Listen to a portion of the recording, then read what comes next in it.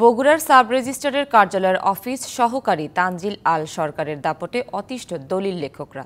তাদের অভিযোগ, তানজিলের ইশারায় কেবল দলিলে সই করেন সাব রেজিস্ট্রার। বৈধ কাগজপত্র থাকলেও মন মতো ঘুষ না দিলে কাজ হয় না।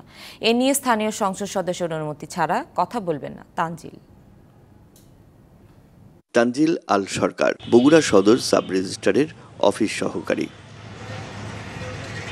দলিল লেখকদের অভিযোগ, বৈধ কাগজ থাকলেও তানজিলের সাথে ঘুষের সমঝোতা হলেই কেবল দলিলে হাত দেন সাব রেজিস্ট্রার অনিমেষ কুমার পাল, আর টাকা না দিলে করা হয় হয়রানি। সাব রেজিস্ট্রার এবং রেজিস্ট্রারকে বারবার লিখিত অভিযোগ করেও কোনো প্রতিকার না পাওয়ায় 7 জুলাই থেকে কর্মবিরতিতে দলিল লেখকরা।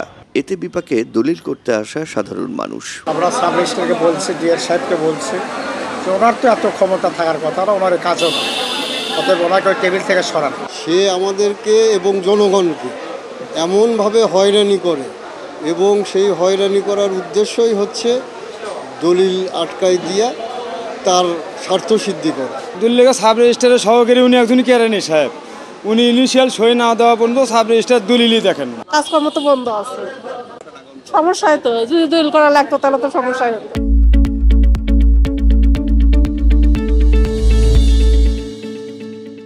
আমার এক বোন আমেরিকা যাবে, তার টিকিট কনফার্ম, আর আমরা দলিলের জন্য এটি কাঙ্গালের মতো ঘুরতেছি। নিজ দপ্তরে এমন কাণ্ড নিয়ে কোনো উত্তর নেই সাব রেজিস্ট্রারের। অন ক্যামেরা বলেন যে আপনি কথা বলবেন না, আপনার কথা বলবেন।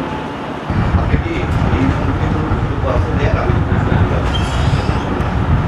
অভিযোগ ওঠার পর থেকে অফিসে দেখা মিলছে না তানজিলের। এ নিয়ে স্থানীয় সংসদ সদস্যের অনুমতি ছাড়া কথা বলতে পারবেন না বলে জানিয়েছেন তিনি। এমপি সাহেব তো নিজে কথা বলতেছে, বা নিজে এমপি সাহেব কালকে স্যারকে ফোন দিতে কথা বলছে। আমি তো অনুমতি ছাড়া কারোর সঙ্গে কথা বলতে পারবো না।